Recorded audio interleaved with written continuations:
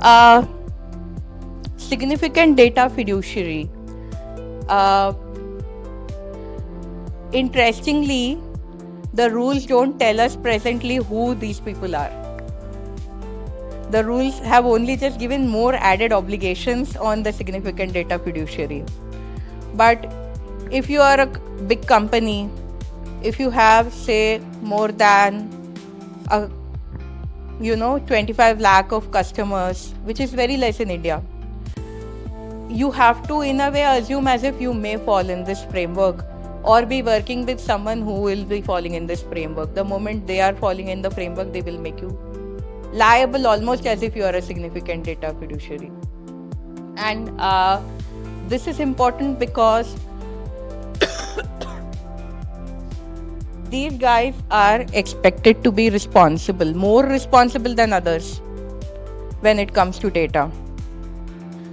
Significant data fiduciaries are also expected to do an annual data audit.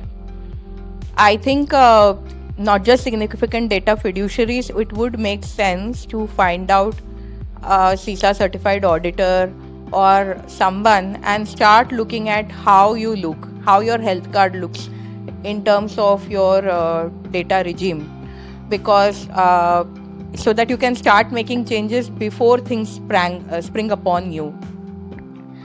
Significant data fiduciaries are they could be telecom companies, they could be big large e-commerce platforms, they will be banks, they will be big aggregators of data.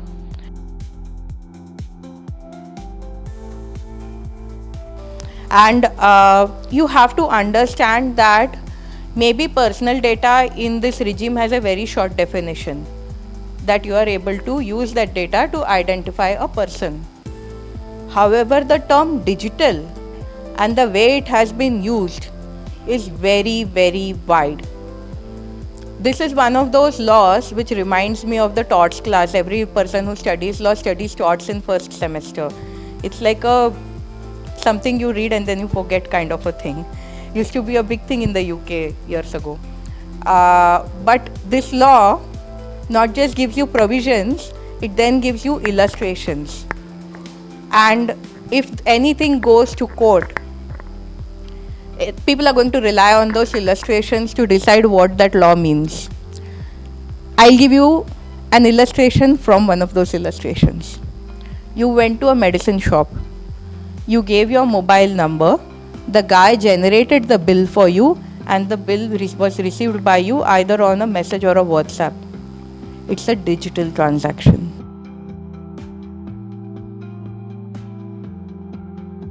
An illustration in the law literally says that the moment you inform the broker, I've stopped looking for the house, I've found one, that broker is supposed to delete your information and stop processing it.